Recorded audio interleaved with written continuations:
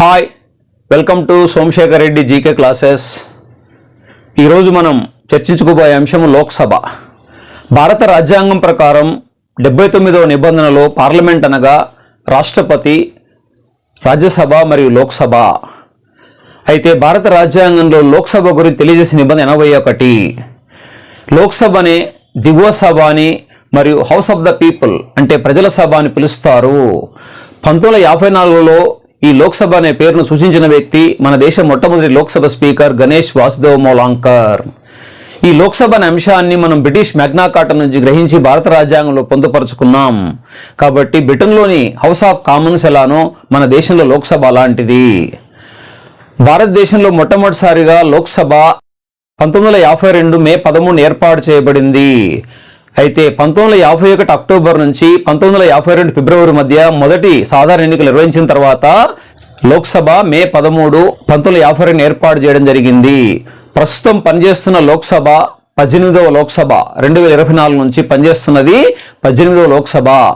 రాజ్యాంగం ప్రకారం లోక్సభలో గరిష్టంగా సభ్యుల సంఖ్య 552. ఇందులో రాష్ట్రాల నుంచి 530కి మించకూడదని, కేంద్రపాలిత ప్రాంతాల నుంచి 20కి మించకూడదని, 2 ఆంగ్లో ఇండియన్లకు ప్రాతినిధ్యం కల్పించాలని రాజ్యాంగంలో పేర్కొనబడింది. కానీ ప్రస్తుతం లోక్సభ సభ్యుల సంఖ్య 543.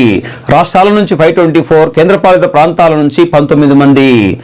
ఢిల్లీ నుంచి అత్యధికంగా 7 మంది ప్రాతినిధ్యం వహిస్తున్నారు. జమ్మూ కాశ్మీర్ కూడా కేంద్రపాలిత ప్రాంతమే కాబట్టి అక్కడి నుంచి 5 మంది.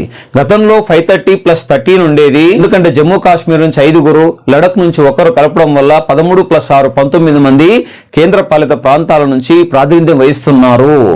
2019 వరకు ఆంగ్లో ఇండియన్లను 2 రాష్ట్రపతి నామినేట్ చేసేవారు. కానీ 104వ రాజ్యాంగ సవరణ ప్రకారం 2019లో ఆంగ్లో ఇండియన్ నామినేట్ చేసే పద్ధతిని తొలగించడం జరిగింది. ప్రస్తుతం లోక్సభలో షెడ్యూల్ కులాల వారికి కేటాయించిన స్థానాల సంఖ్య 84, షెడ్యూల్ తెగల వారికి కేటాయించిన స్థానాల సంఖ్య 47. అయితే 2023లో 106వ రాజ్యాంగ సవరణ చట్టం ప్రకారం మహిళలకు కూడా చట్టసభలో 33% రిజర్వేషన్లు కల్పించని నిర్ణయించారు. అది ఎప్పుడు అమలవుతుందా 2029, 2034 అన్నది భవిష్యత్తులో నిర్ణయించడం జరుగుతుంది. కేవలం చట్టం మాత్రమే చేయడం జరిగింది. చట్టసభల్లో మహిళలకు 33%. చట్టసభలు అంటే లోక్సభ, అసెంబ్లీలో మాత్రమే. రాజ్యసభలో కానీ రాష్ట్రాల విధాన మండలిలో కానీ ఈ మహిళా రిజర్వేషన్ వర్తించదు. మన దేశంలో చివరిసారిగా లోక్సభ నియోజకవర్గాల పునర్విభజన 2009లో జరిగింది. ప్రస్తుతం ఉన్న లోక్సభ సభ్యుల సంఖ్యను 2026 వరకు పెంచకూడదు. ఒక 20 సంవత్సరాల పాటు 2001లో పొడిగించడం జరిగింది. కాబట్టి 2026 తర్వాత పెంచుకునే అవకాశం కల్పించబడుతుంది.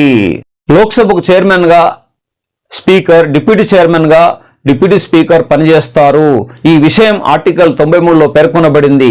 లోక్సభకు నాయకుడిగా ప్రధానమంత్రి కొనసాగుతారు.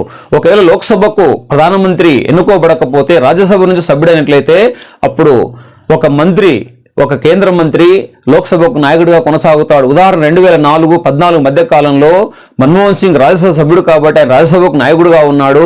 లోక్సభకు కేంద్ర మంత్రి నాయకత్వం వహిస్తారు.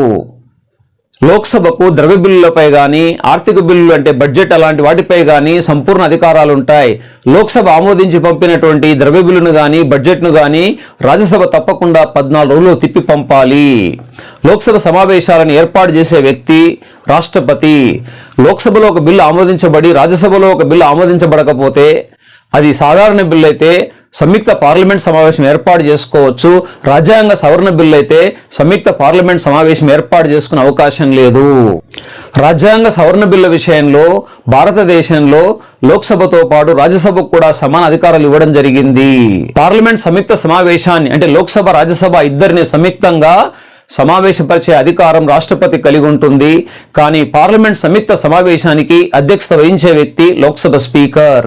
ఒకే లోక్సభ స్పీకర్ లేని పక్షంలో లోక్సభ డిప్యూటీ స్పీకర్ మాత్రమే అధ్యక్షత వహిస్తారు. కానీ రాజ్యసభ చైర్మన్ అధ్యక్షత వహించే అధికారం లేదు. ఇప్పటి వరకు మొత్తం 18 సార్లు లోక్సభ ఎన్నికలు నిర్వహించబడ్డాయి. అందులో ఎక్కువ కాలం 5వ లోక్సభ 1971 నుంచి 77 మధ్య కాలంలో 6 ఏళ్ల పాటు పనిచేసింది. అత్యల్ప కాలం 1999 మధ్య కాలంలో 12వ లోక్సభ కేవలం 13 ఏళ్లు మాత్రమే పనిచేసింది. ప్రస్తుతం లోక్సభ స్పీకర్ ఓం ప్రకాష్ బిర్లా. 2019 నుంచి మన దేశంలో డిప్యూటీ స్పీకర్ని ఎవరిని ఎన్నుకోబడలేదు. లోక్సభకు మొట్టమొదటి స్పీకర్ గణేష్ వాసుదేవ్ మోలాంకర్, మొట్టమొదటి డిప్యూటీ స్పీకర్ అనంతశయనం అయ్యంగార్. ఎక్కువ కాలం లోక్సభకు నాయకుడిగా పనిచేసిన వ్యక్తి జవహర్లాల్ నెహ్రూ. ప్రస్తుత లోక్సభలో అధికారపక్ష కూటమైన ఎన్డీఏకు 293 సీట్లుండగా అందులో బీజేపీకే 240 సీట్స్ ఉన్నాయి. ఆ తర్వాత Telugu Desam, JDU, Janata Dal United, Nitish Kumar party ఎక్కువ స్థానాలు కలిగి ఉన్నాయి. తెలుగుదేశానికి 16, నితీష్ కుమార్ 12 సీట్లు కలిగి ఉన్నాయి. ప్రతిపక్ష కూటమైన ఇండియా కూటమికి మొత్తం 238 స్థానాలు ఉండగా అందులో అతిపెద్ద పార్టీగా కాంగ్రెస్ 99 స్థానాలతో కొనసాగుతుంది. ఆ తర్వాత వచ్చేస్తే 39 స్థానాలతో సమాజ్వాదీ పార్టీ, ఆ తర్వాత తృణమూల్ కాంగ్రెస్ కానీ, డిఎంకే,